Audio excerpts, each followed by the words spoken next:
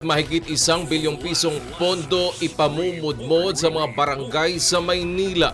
Umabante sa balita sa Abante reporter Ryan Reloban. Mamamahagi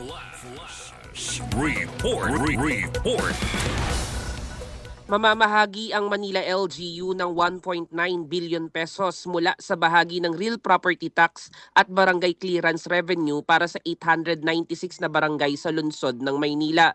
Ito ang inanunsyo ni Manila City Mayor Isko Moreno sa kanyang Talk to the People Facebook Live ngayong hapon ng Huwebes, March 19, 2026. Kabilang dito ang mahigit 25 million pesos mula sa koleksyon ng barangay clearance at mahigit 1.6 billion pesos mula sa bahagi ng RPT. Ang nasabing hakbang ay sa gitna pa rin ng nararanasang oil crisis sa buong bansa dahil sa nagpapatuloy na kaguluhan sa Middle East. Layon din na hakbang na ito na palakasin ang kakayahan ng mga barangay na maghatid ng mas mabilis at epesyenteng serbisyo at mapasigla ang mga Manilenyo at lokal na ekonomiya ng Kapitolyo ng bansa. Ako, si Ryan Reloban, Abante!